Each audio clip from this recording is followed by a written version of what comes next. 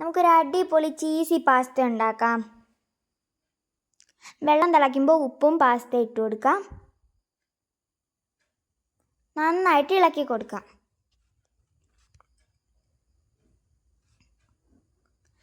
Fresh ക്രീമും ചീസും ചേർത്ത് കൊടുക്കാം. ഒരു പാൻ ചൂടാകുമ്പോൾ ഓയിൽ ഒഴിച്ചു കൊടുക്കാം. ബട്ടർ ഇട്ട് നന്നായിട്ട് ഇളക്കി കൊടുക്കാം. അതിനകത്തേക്ക് ചോപ്പ് ചെയ്ത് വെച്ച വെളുത്തുള്ളി ചേർക്കാം. ഒപ്പം ചില്ലി ഫ്ലെക്സും.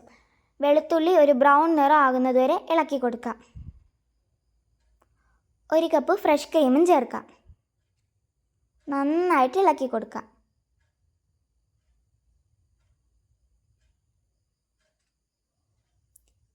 ഇനി ഇതിനകത്തേക്ക് വേവിച്ച് വെച്ച പാസ്ത ചേർക്കാം. എന്നിട്ട് നന്നായിട്ട് ഇളക്കി കൊടുക്കാം.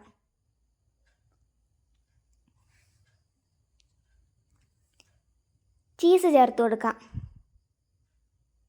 പെപ്പർ പൗഡറും ഒറിഗാനോയും ചേർത്ത് നന്നായിട്ട് ഇളക്കണം. Final look ഇതാണേ.